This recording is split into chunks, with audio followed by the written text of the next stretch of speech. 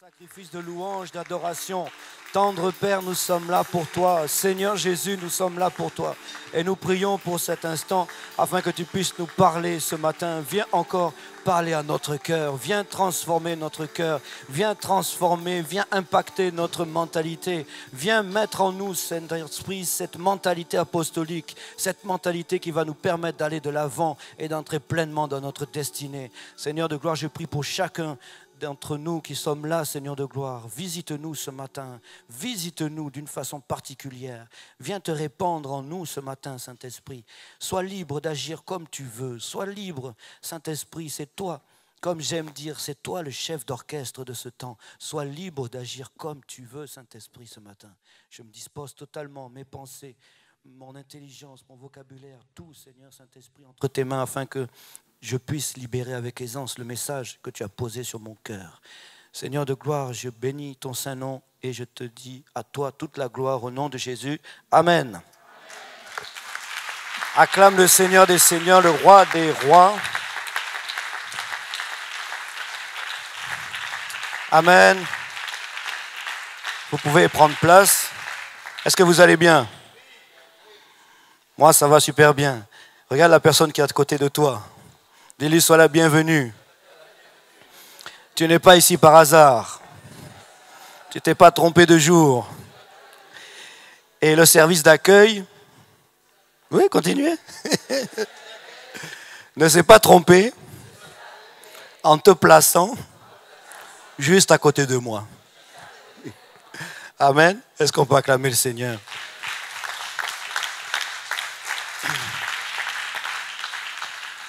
Le service d'accueil ne s'est pas trompé en vous plaçant chacun, chacune, comme des princes et des princesses.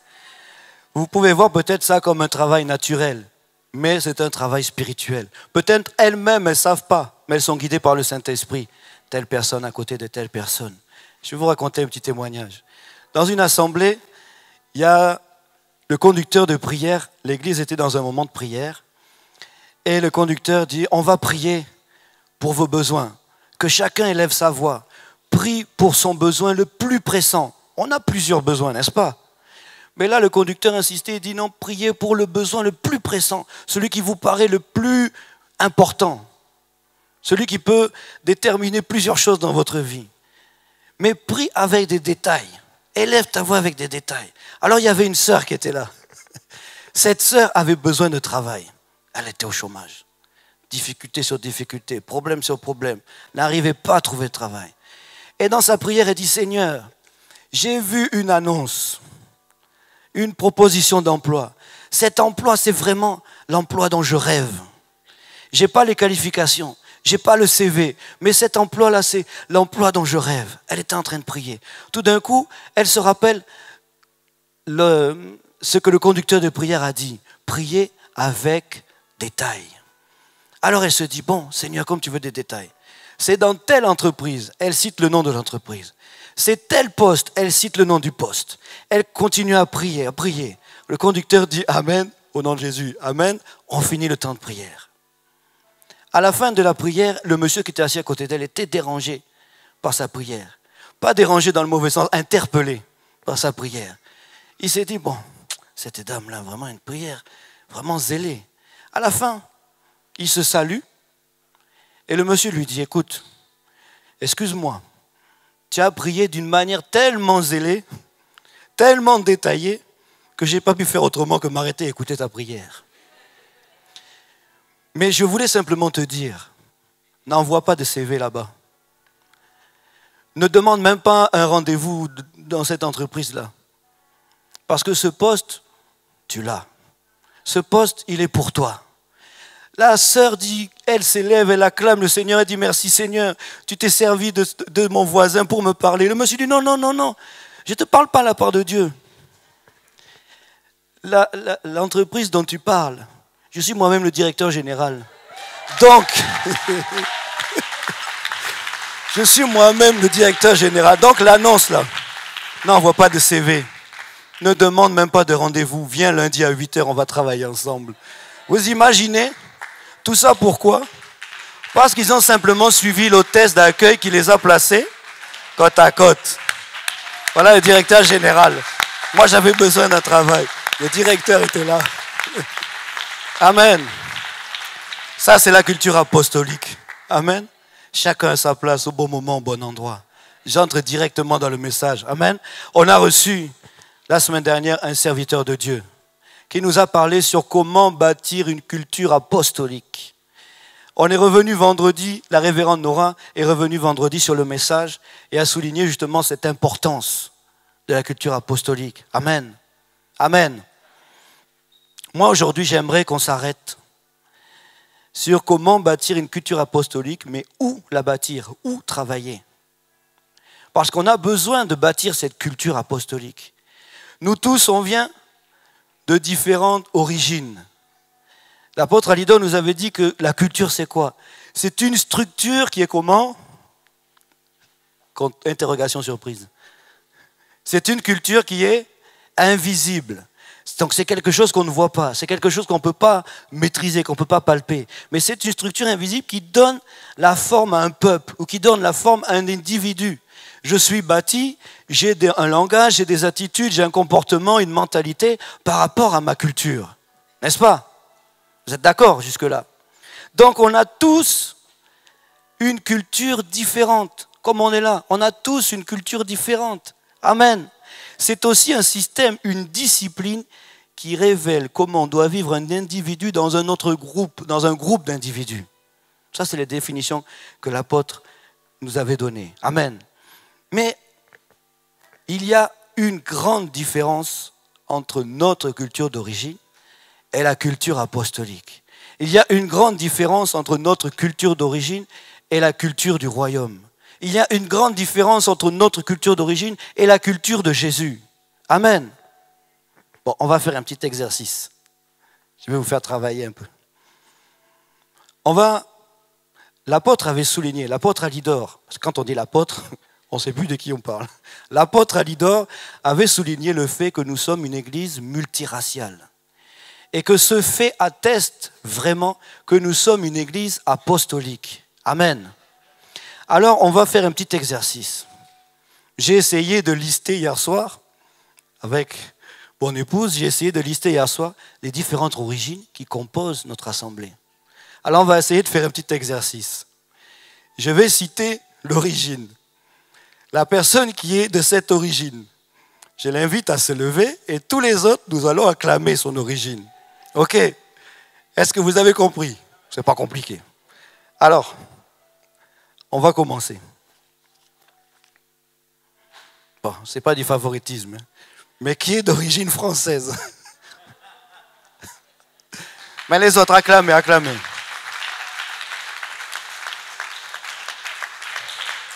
Alors, attendez. Oui, Alan, je suis d'accord avec toi. Attendez. Je parle de France, en France métropolitaine. Parce qu'en Guadeloupe, on n'a pas les mêmes cultures qu'ici. Hein. Nous, on ne mange pas le dombré, on ne mange pas toutes ces choses-là. Hein. On mange ça quand on va là-bas. C'est ça. Hein.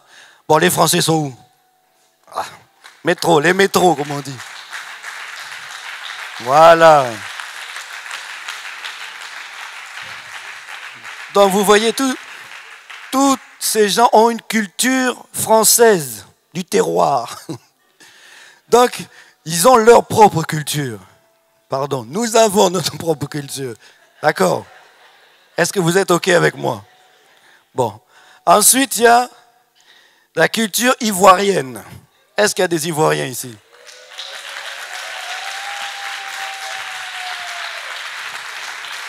Ah, il y a un faux Ivoirien là-bas. Monsieur Moutou Carpin.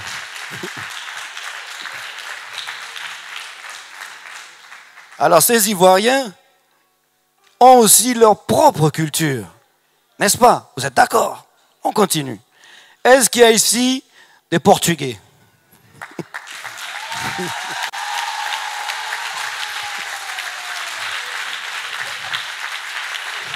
Ah oui.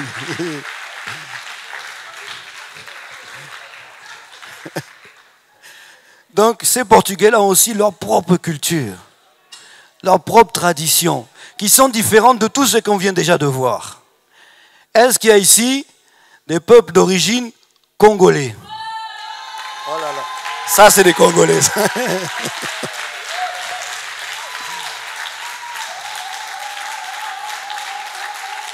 Eh ben, on sent qu'il y a des Congolais. Donc, eux aussi, Congolais avec leur culture, avec tout. Hein? Est-ce qu'il y a aussi un peuple de Martinique? Oui. Vous voyez comment on est multiracial. Dans Martinique aussi, avec leur propre empreinte, avec leur propre culture. Alors les voisins de la Martinique, on pourrait dire, c'est les Antilles, c'est pareil. Non, c'est pas pareil. Ils n'ont même pas le même créole. Est-ce qu'il y a des Guadeloupéens ici? Voilà. Tout ça, culture.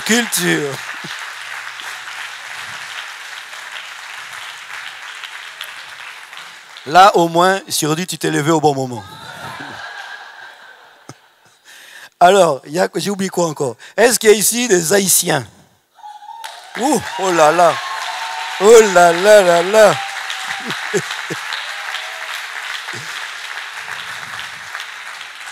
Est-ce qu'il y a ici encore des Burkinabés, Burkinabèses?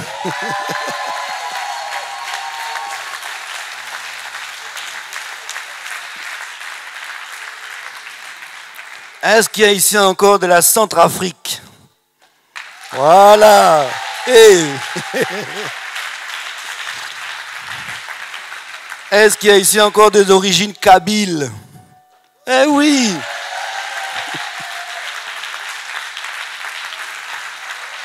Est-ce qu'il y a ici encore des origines d'île Maurice? Oui.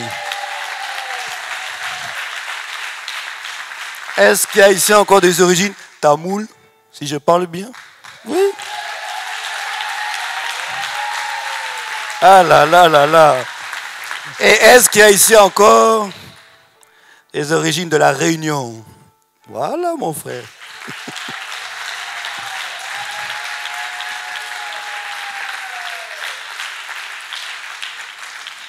Est-ce que j'ai oublié une origine?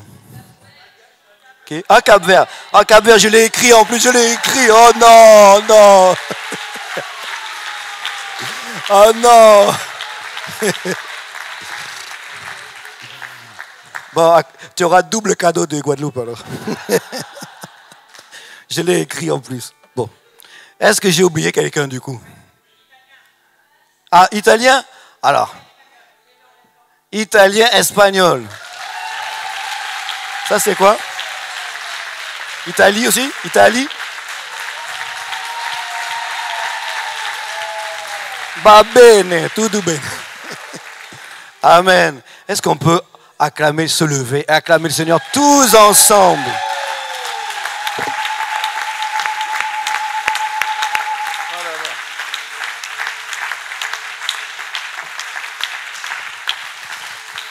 Alléluia. Amen. Vous avez vu comment on est là? On est une assemblée. On est un groupe. Vous pouvez vous asseoir. On est ensemble. Mais on voit toutes ces sortes, toutes ces différences de culture qui nous composent. Et imaginez comment le week-end dernier, on est venu nous parler d'une seule culture. Celle qu'on appelle la culture apostolique. La culture que Jésus est venu amener. La culture que les apôtres ont manifestée. Amen. Vous voyez, toutes les cultures qui nous composent sont différentes de la culture que Jésus est venu amener. Sont différentes de cette culture apostolique. Donc vous comprenez comment, ensemble, il est important que nous puissions nous laisser conduire et avaler, si je puis dire, cette culture apostolique. Amen. Cette culture apostolique. C'est important d'embrasser cette culture. Si on n'adopte pas cette culture, cette nouvelle culture, on ne pourra pas avancer. On ne pourra pas passer plus loin. On ne pourra pas aller à l'étape suivante. Amen. J'allais vous donner un exemple, mais j'avais besoin de mon épouse. Elle revient. Pour vous parler justement de la différence d'une culture. ce que la différence de culture peut amener. Nous avons nos propres cultures comme on est là. Jésus a sa culture qu'il veut que nous embrassions. Mais ça procure justement un écart, comme je disais, une différence de culture. Jésus a une culture et nous avons la nôtre. Donc pour embrasser cette culture, ça crée une grande différence. Amen. Vous me connaissez? Qui ne me connaît pas? Est-ce que madame, vous pouvez vous avancer? Vous connaissez notre chère révérende. Amen. Je vais vous montrer. Elle a mis les talons, elle est trop haute. Permettez, je rétablis la situation. Nous, dans quelques jours, nous fêterons nos 16 ans de mariage.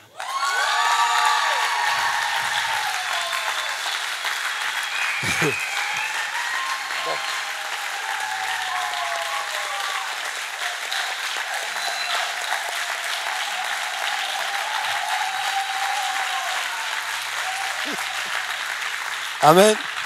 Merci beaucoup. Dans quelques jours, comme je disais, nous fêterons nos 16 ans de mariage. Mais vous remarquerez tout de suite qu'il y a une différence entre nous.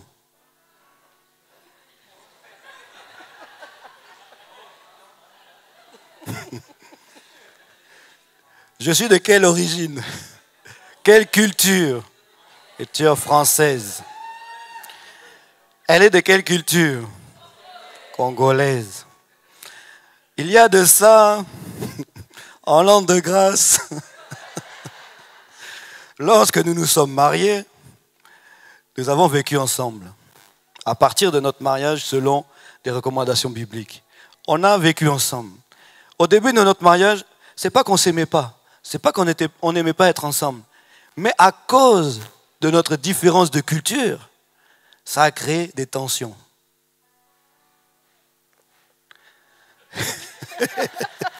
Je fais attention au coup de coude. Ça a créé des tensions. C'est vrai ce que je vous dis.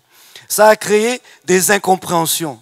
Parce qu'elle était façonnée avec une culture qui l'amenait avec cette structure invisible à lui donner un langage, une attitude, une mentalité, à réagir d'une certaine façon donnée sur une situation donnée. Et moi, à côté, sur la même situation donnée, j'ai été façonné avec une structure invisible qui me permettait, qui m'emmenait à réagir d'une façon différente. Même sans aller jusqu'à réagir, mais déjà analyser la situation avec ma culture. Elle analysait la même situation avec sa culture. Différence de culture.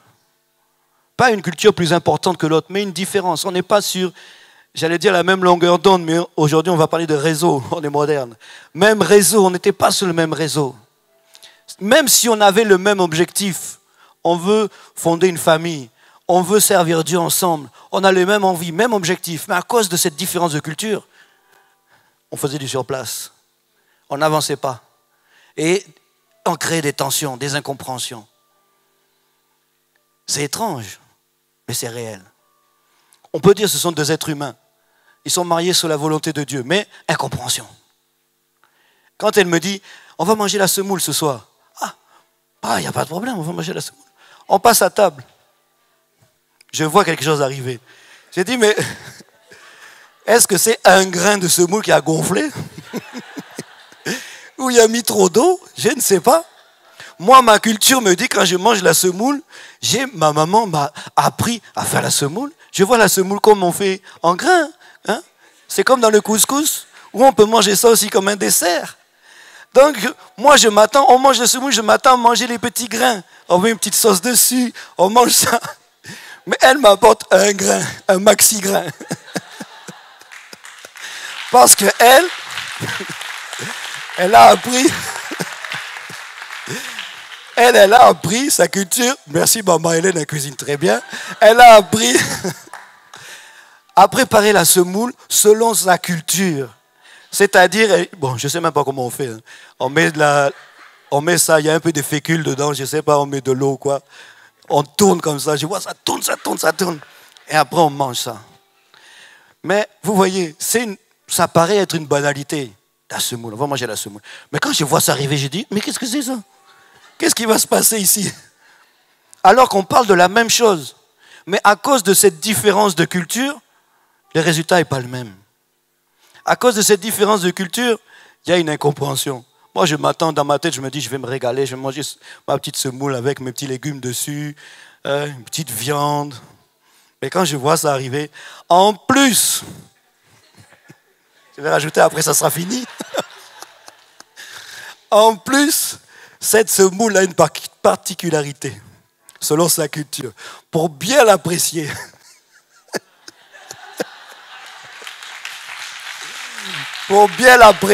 il paraît que ça a une autre valeur. Tu prends avec les doigts, tu sauces, tu manges. Moi, ma culture me dit, on ne mange pas avec les doigts.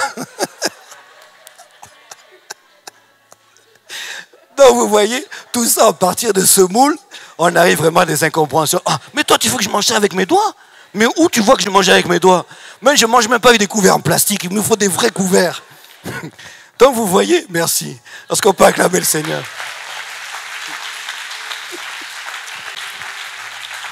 Vous voyez cette différence vraiment de culture sur une même chose. Et là, je vous ai donné un petit extrait. Je pourrais vous faire un livre.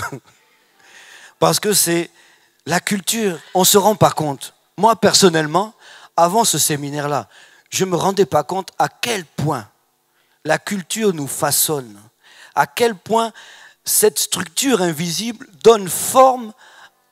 nous donne une forme. C'est-à-dire, ça nous façonne notre façon de réfléchir. Ça nous donne une façon de voir les choses, d'analyser, de réfléchir. Ça nous donne une mentalité. Ça nous donne une façon d'analyser les choses. On ne se rend pas compte. Et quand on vient à Christ, en Christ, lui, il est avec sa propre mentalité, qui n'est pas la nôtre. Et automatiquement, si on n'entre pas dans sa mentalité, ça crée une différence. Et cette différence amène une incompréhension. Sur une même chose, sur une chose qui peut être pareille, sur une chose qui peut être similaire, on ne va pas se comprendre parce qu'on n'a pas la même façon de réfléchir. Amen. On n'a pas la même façon de travailler. Et comme je disais tout à l'heure, si on n'adopte pas cette façon, cette mentalité apostolique, on ne pourra pas avancer pleinement dans notre mission. Est-ce que Franck, tu peux lire à haute voix la vision de cette assemblée?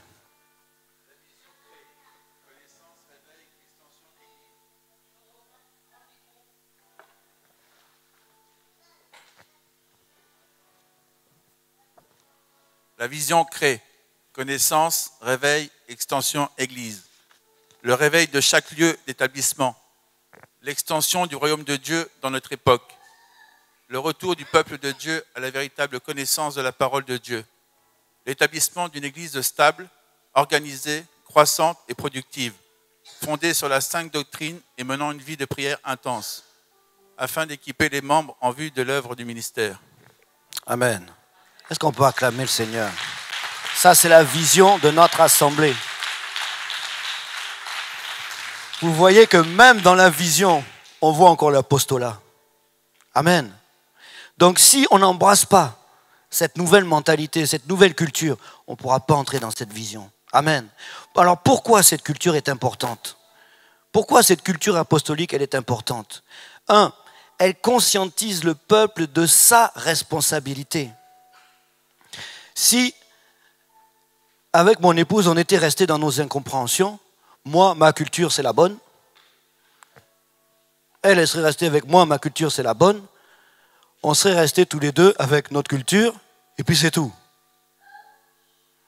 Mais ce qui nous a permis, ce qui nous a aidé à faire aujourd'hui ce que nous sommes, à être qui nous sommes, et à avoir fondé ce foyer, c'est parce que nous avions reçu Christ en nous. Et le Saint-Esprit en nous. Le Saint-Esprit a quel rôle en nous? Le Saint-Esprit est là pour faire asseoir Christ en nous. Et si Christ s'assoit en nous, il assoit aussi cette mentalité-là apostolique. Il assoit sa mentalité, la mentalité du royaume. Amen. Donc si on était resté sur nos propres acquis, sur notre propre mentalité, on n'allait pas avancer. On n'allait pas sortir de notre semoule, la guerre de la semoule. On n'allait pas sortir de là, on n'allait pas avancer, on allait faire du surplace, on allait même peut-être reculer.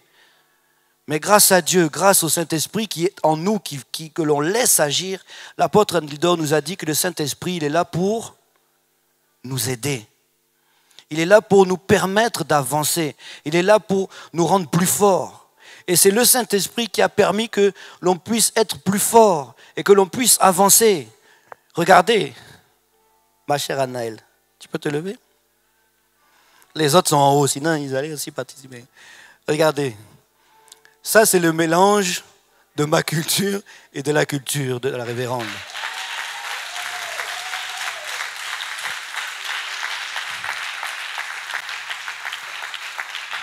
Mais si je n'avais pas été conscient de ma responsabilité et si la révérende n'avait pas été consciente de sa responsabilité, on allait rester là. Et il n'y aurait pas Anaëlle aujourd'hui. Il n'y aurait pas Daniel, il n'y aurait pas Ethan. Et aujourd'hui, qui peut, quand il regarde Anaëlle, Daniel ou Ethan, il y en a que 3, qui peut dire Anaëlle est blanche? Qui peut dire Anaëlle est blanche? Personne. Qui peut dire Anaëlle est noire? Personne. Pourtant, elle sort d'un papa blanc, d'une maman noire.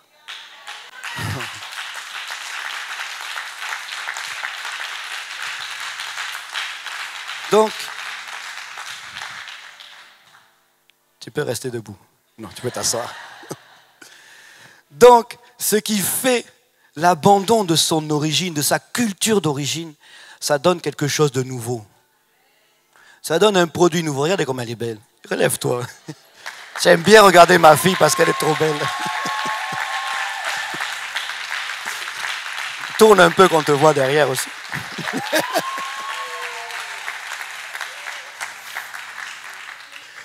C'est ça, merci, je t'embête plus. C'est ça le résultat de l'abandon de ta propre culture. Et tu laisses le Saint-Esprit amener la mentalité de Christ dans ta vie. Ça donne quelque chose de beau, ça donne un résultat magnifique, ça donne quelque chose de nouveau, ça donne quelque chose de merveilleux.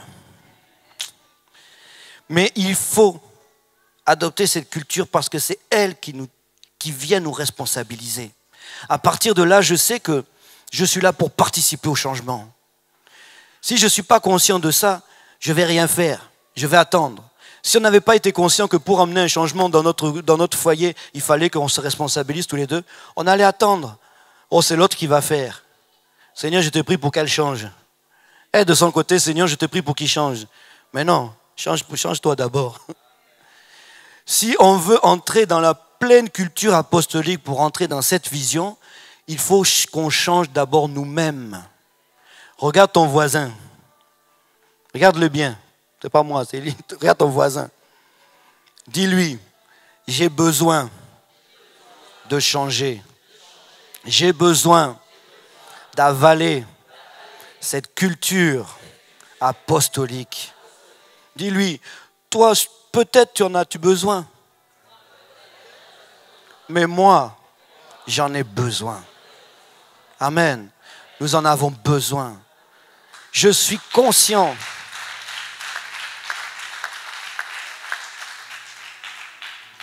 Je vais vous demander de répéter 2 phrases. Pas comme des perroquets. Répétez vraiment avec conscience et avec votre cœur. Vous êtes prêts? Je suis là pour participer au changement. Je suis conscient de la responsabilité qui pèse sur mes épaules. Amen. Nous avons une responsabilité, c'est d'arriver à ce changement. La culture, qu'elle soit la culture apostolique ou la culture d'origine, c'est une force, c'est une puissance qui façonne les gens, qui libère les gens, qui emmène les gens dans un sens ou dans un autre. Donc cette culture apostolique, dont on nous a parlé tout le week-end dernier, elle est aussi une puissance. Et elle doit venir en nous pour nous façonner, pour nous travailler, pour nous ramener comme Christ était. Je tends à la perfection, à être semblable à Christ. Vas-y, Vigier. Non, pardon, je croyais que tu citais le verset. juste à être jusqu'à la stature parfaite de Christ. C'est ça que je dois viser. Maintenant, cette culture, où est-ce que je dois la travailler? Dans quel domaine je dois la travailler? On va aller lire un passage. Il y a quelqu'un qui a dit, ah, enfin, il nous sort un verset. Luc 10.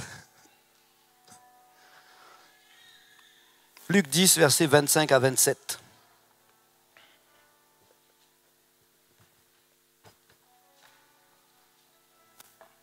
Nous avons compris avant de lire que la culture a un rôle essentiel et qu'une différence de culture amène une incompréhension. Allons-y. Un docteur de la loi se leva et dit à Jésus pour l'éprouver, « Maître, que dois-je faire pour hériter la vie éternelle ?» Jésus lui dit, « Qu'est-il écrit dans la loi? Qui lis-tu » Il répondit, « Tu aimeras le Seigneur ton Dieu de tout ton cœur, de toute ton âme, de toute ta force et de toute ta pensée, et ton prochain comme toi-même. » Amen. Tu voulais lire une deuxième fois, non? Amen. Donc ici, on voit 5 domaines dans lesquels nous devons travailler cette culture apostolique. L'apôtre Alidor nous avait relevé ces 5 points en nous donnant des parallèles. Le premier, on dit, tu aimeras ton Dieu de tout ton cœur. Le cœur, il nous avait dit que ça représente notre caractère. Donc, premier point où nous devons travailler cette culture, c'est-à-dire effacer la nôtre et nous laisser façonner par le Saint-Esprit avec cette nouvelle culture, c'est dans notre cœur, donc dans notre caractère. Alors, je suis allé chercher ce que c'est le caractère. Parce que tout le monde connaît le mot caractère. Nous tous, nous connaissons le caractère. Mais j'aime bien aller chercher les définitions parce que ça donne toujours des précisions.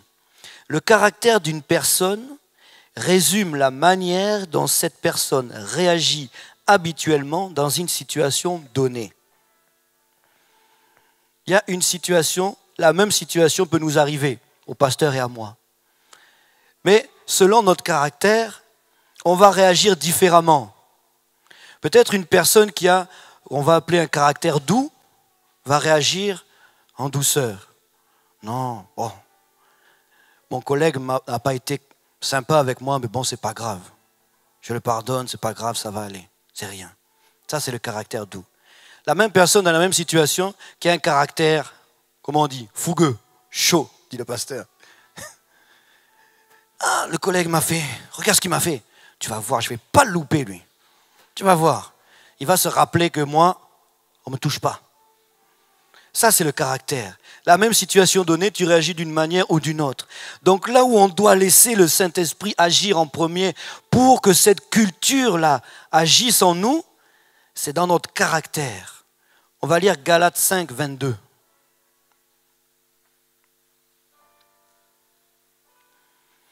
Regardez comment Jésus a été maltraité. Le caractère apostolique, c'est le caractère qu'avaient les apôtres, c'est le caractère qu'avaient les apôtres, ce caractère-là leur a été prescrit par le Maître, c'est-à-dire par Jésus. Je fais référence à la prédication de vendredi. Matthieu 28, 19 à 20, Jésus leur dit aux disciples, « Et enseignez-leur tout ce que je vous ai prescrit. » On nous a dit vendredi que prescrit, ça vient de prescription, qui est dans le domaine médical.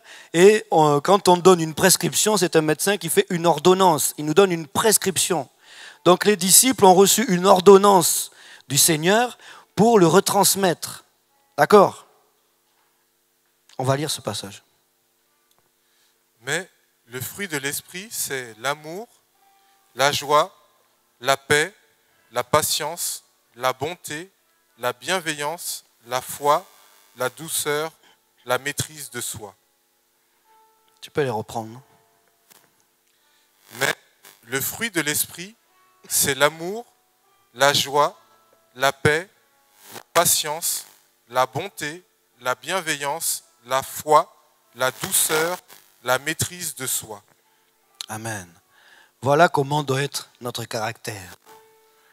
Notre culture d'origine, notre caractère a été façonné d'une certaine façon. Mais voilà comment par le Saint-Esprit qui fait asseoir Christ en nous, voilà comment on doit réagir. Voilà comment Christ a réagi. Est-ce que quand on l'a maltraité, est-ce que quand même on est venu pour l'arrêter, est-ce que quand même on est allé jusqu'à le clouer à la croix, il a réagi, oh toi tu vas voir, laisse-moi aller monter à la droite de mon Père, tu vas voir comment je vais régler ton cas. Je vais envoyer 2-3 anges, SOS anges, le swap des anges, et tu vas voir comment je vais régler ton cas. Non, il a réagi avec amour, avec douceur, avec patience. Il a été patient avec ses disciples.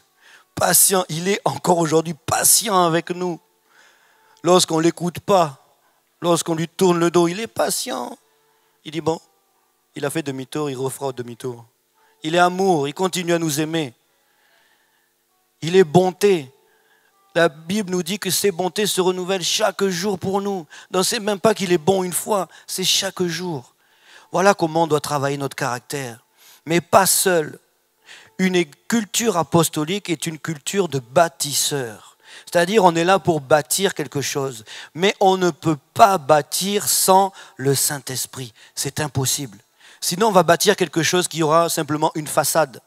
Vous savez, comme les décors au cinéma, on voit des belles maisons, tout ça, mais en fait, à l'intérieur, quand on passe dans les coulisses, on voit que c'est simplement des planches, il n'y a rien derrière en fait. Donc si on construit, si on bâtit, si on essaie de bâtir quelque chose sans le Saint-Esprit, on va simplement bâtir des décors. Mais il n'y aura pas de véritable profondeur. Il n'y aura pas ces fondamentaux qui nous permettent de bâtir cette culture apostolique. Donc ça, c'est le premier point. Ensuite, on nous dit, toujours dans ce passage, après tout ton cœur, on nous parle de toute notre âme. Et l'apôtre Alidor nous avait dit que notre âme, c'est aussi la conviction. Alors la conviction, je suis allé chercher aussi, c'est l'état d'esprit de quelqu'un qui croit fermement à la vérité de ce qu'il pense. C'est la conscience que l'on a de l'importance et de l'utilité. Tant que j'ai la conviction, comme je disais tout à l'heure, je suis conscient que j'ai la responsabilité de faire changer les choses. Je suis conscient que si je suis ici dans cette assemblée, ce n'est pas par hasard.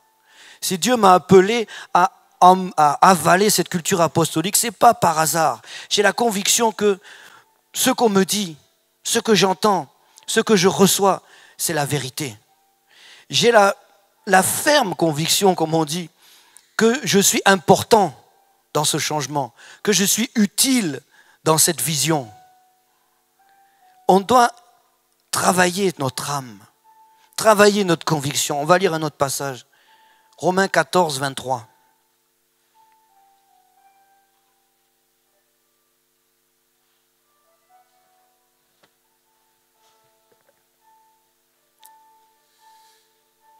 Mais celui qui a des doutes au sujet de ce qu'il mange est condamné parce qu'il n'agit pas par conviction. Tout ce qui n'est pas le produit d'une conviction est péché. Amen. C'est clair. Tout ce qui n'est pas le fruit d'une conviction est péché. Péché, c'est quoi? C'est manquer son but. Donc quand je veux participer au changement de ma vie ou participer au changement de mon assemblée, si je ne le fais pas avec conviction, je pêche, je manque le but. Je dois être quelqu'un qui sait, qui est ferme dans ses positions. Je crois à ce que Dieu me dit. Je crois que Dieu m'a appelé. Je crois que Dieu m'a placé. Donc je fais avec conviction les choses. Lorsqu'on me demande un service à l'église ou ailleurs, je le fais avec conviction. Je suis quelqu'un, on sait qu'on peut compter sur moi. C'est ça la conviction. Je suis sûr. Amen. Est-ce que c'est clair? Premier, c'est quoi? Le caractère. Deuxième, la conviction. Ensuite, on nous parle de force. Alors force, l'apôtre Alidor avait comparé ça à quoi? Qui s'en rappelle? À la compétence. Alors la compétence, c'est une capacité en telle ou telle matière, une capacité donc possédée en telle ou telle matière, qui nous qualifie pour un travail ou pour une action. Donc la compétence, c'est une capacité que nous avons qui nous qualifie pour faire tel ou tel travail. C'est aussi ce qu'on appelle le savoir-faire, l'aptitude ou la qualification. On va lire 1 Corinthiens 12, 11.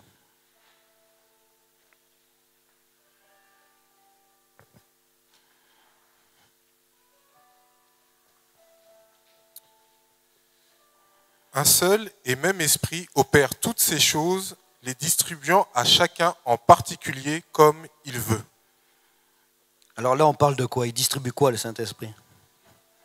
Les dons. Et qu'est-ce que notre compétence si ce n'est les dons, si ce n'est les dons que nous avons? Les compétences nous viennent du Saint-Esprit. Et il les distribue, on vient de lire, à qui il veut, comme il veut. Donc cette compétence, on en revient toujours au Saint-Esprit. Pour bâtir cette culture apostolique, on en revient toujours au Saint-Esprit. C'est lui qui nous donne la compétence. Certes, nous avons des capacités, nous avons des talents, mais les dons viennent du Saint-Esprit. Et c'est ce qui nous donne la compétence de pouvoir changer, ce qui donne la compétence d'être qualifié pour accomplir notre mission. Amen. Amen. Est-ce que c'est clair pour la compétence? Ensuite, on nous parle de quoi? Cœur, âme, force. Après, ce sont nos pensées.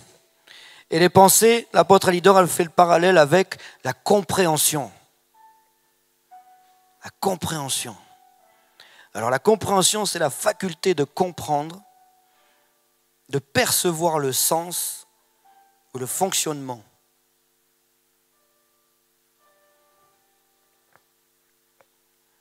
Ésaïe 55, verset 3.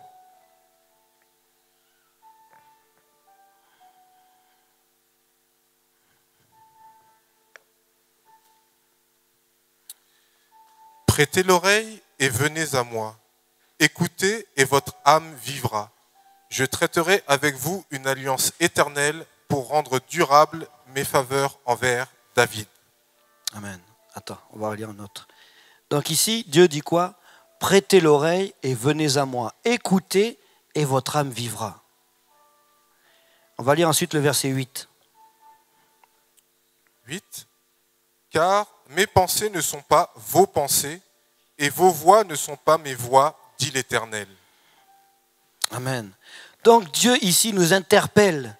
Il nous dit, prêtez l'oreille, venez à moi, écoutez, votre âme vivra. Ensuite, plus bas, il dit, car, pourquoi il faut prêter l'oreille? Pourquoi il faut écouter Dieu? Car mes pensées ne sont pas vos pensées. Car mes voix ne sont pas mes voix. Autrement dit, il y a une incompréhension.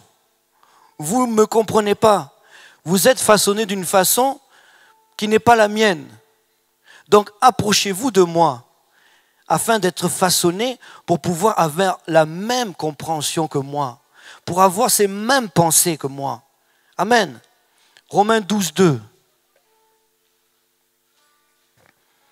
On a besoin que notre compréhension soit renouvelée.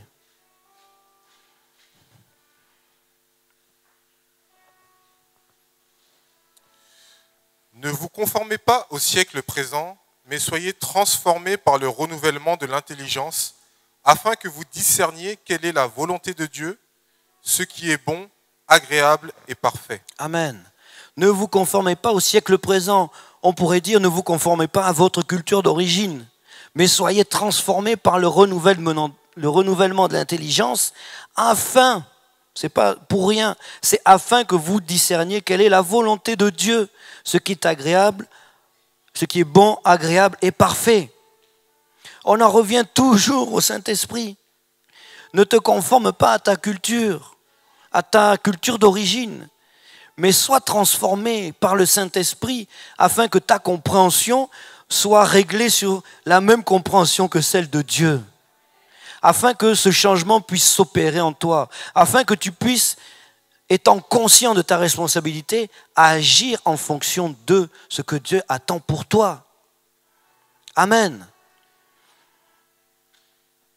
Ensuite, les derniers des 5 points, c'était le prochain. Et ton prochain comme toi-même. Donc le prochain, il avait fait un parallèle avec la compassion. tu aimeras ton prochain comme toi-même. Donc, on doit manifester la compassion. Alors, c'est quoi la compassion? La compassion, ça vient du latin cum patin, ou patine, je ne sais pas, qui veut dire je souffre avec. La compassion est un sentiment par lequel quelqu'un est porté à percevoir ou ressentir la souffrance d'autrui. Donc je compatis, donc je ressens la souffrance d'autrui, mais ce n'est pas seulement ça.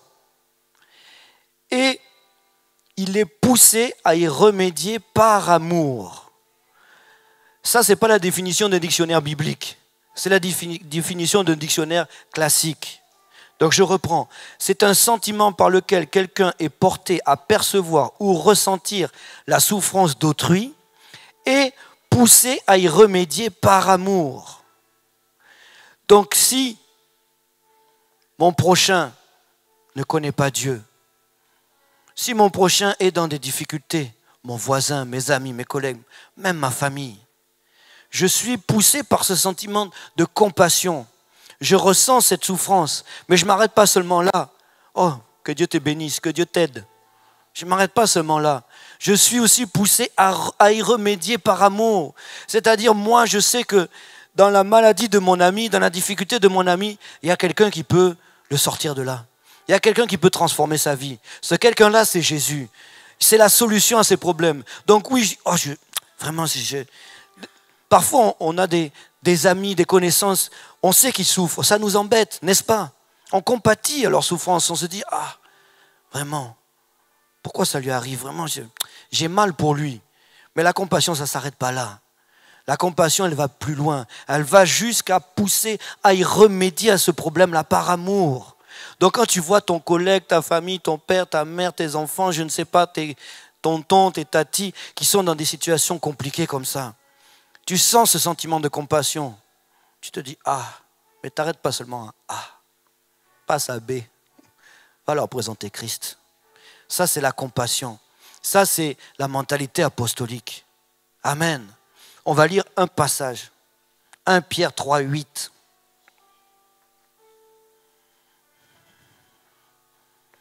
« 1 Pierre 3, 8.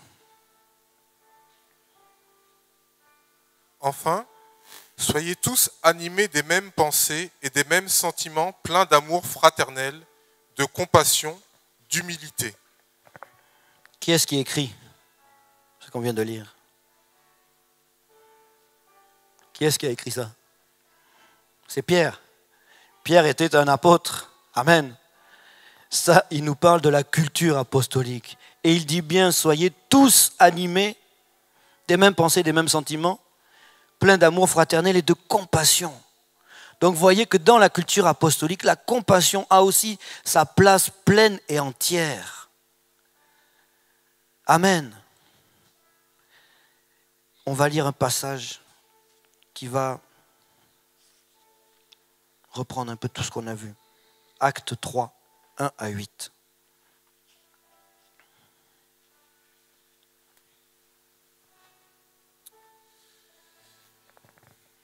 Pierre et Jean montaient ensemble au temple. À l'heure de la prière, c'était la 9e heure. Il y avait un homme boiteux de naissance qu'on portait et qu'on plaçait tous les jours à la porte du temple, appelé la Belle, pour qu'il demande l'aumône à ceux qui entraient dans le temple. Amen. Attends. Là, on place le cadre. Qui est-ce qui était en train de monter au temple? Pierre et Jean. Pierre et Jean étaient qui?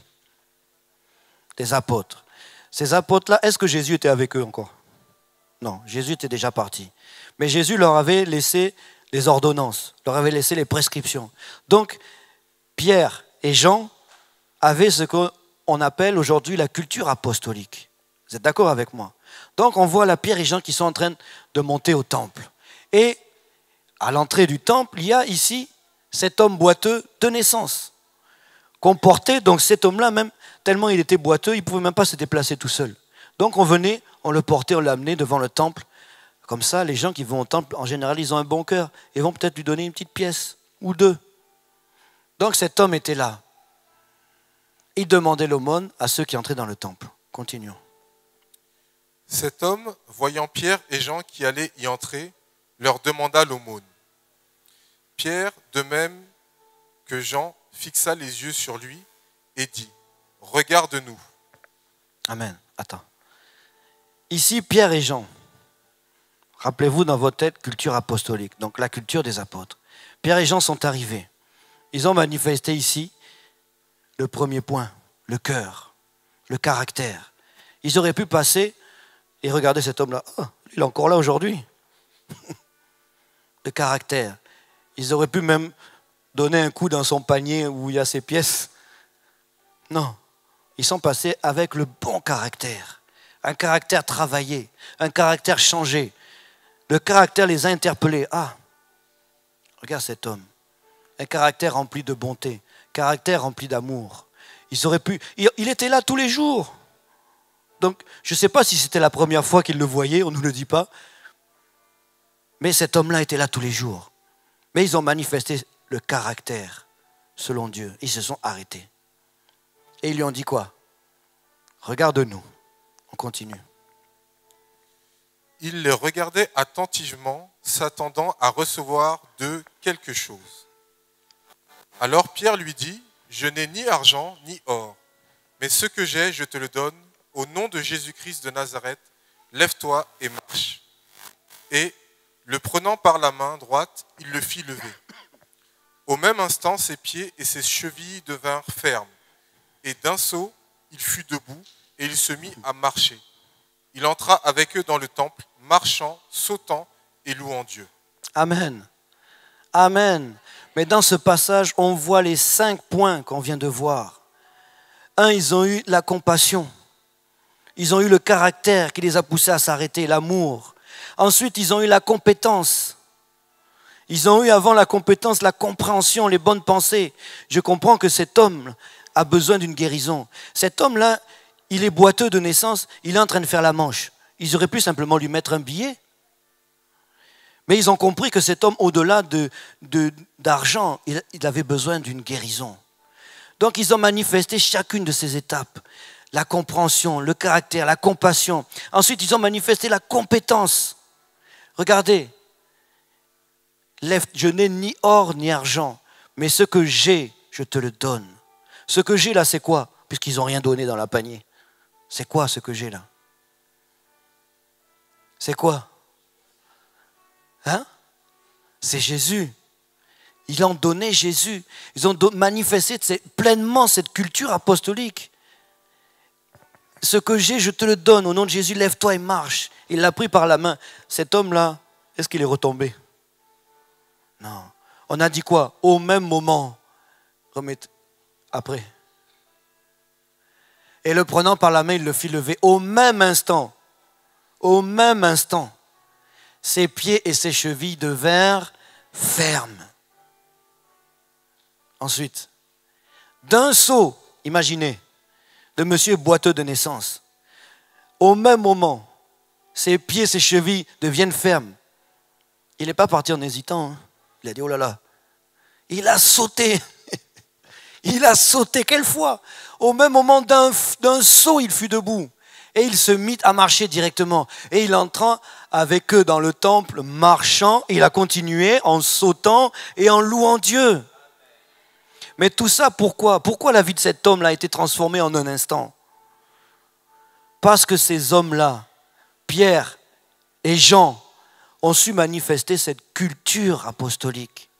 Ils ont su manifester le cœur, l'âme, la force, la pensée, et ils ont su manifester la compassion. Ils avaient reçu une ordonnance, une prescription de la part du Seigneur, mais ils ne se sont pas arrêtés simplement à la recevoir. Ils l'ont travaillée, ils l'ont acceptée, ils l'ont travaillée, ça les a affectés, et à leur tour, ils ont impacté quelqu'un d'autre. Amen. Je vais terminer là.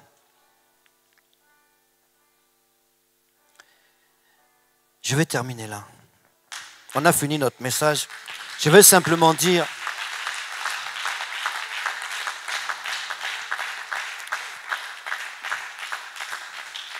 que comme j'ai dit tout à l'heure, nous sommes un peuple bâtisseur.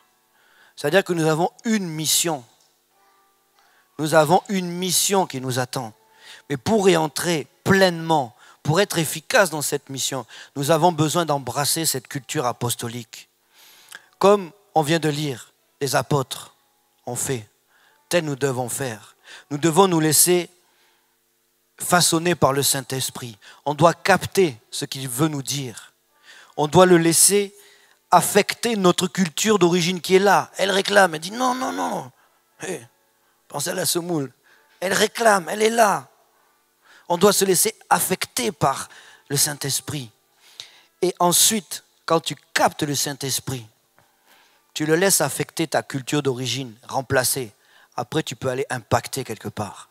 Amen. Tu peux aller impacter dans le royaume des ténèbres. Amen. Amen. Est-ce qu'on peut se lever et acclamer vraiment le Seigneur?